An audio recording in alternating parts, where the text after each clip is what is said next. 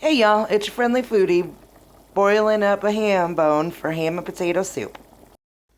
I have removed everything from the pan and I put a little ham fat down in the pan.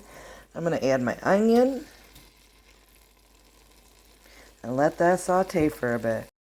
So now that my onions have a little color, I'm going to add my seasonings. I've got salt, pepper, chicken powder, thyme, little MSG, garlic powder, and complete seasoning all in there. Stir that all up, and then I'm going to go ahead and add some of my ham gel from cooking the ham.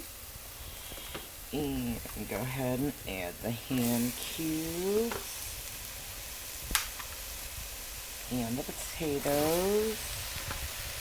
After stirring all that up, I add about a half a cup of milk. And then that ham broth that I was making.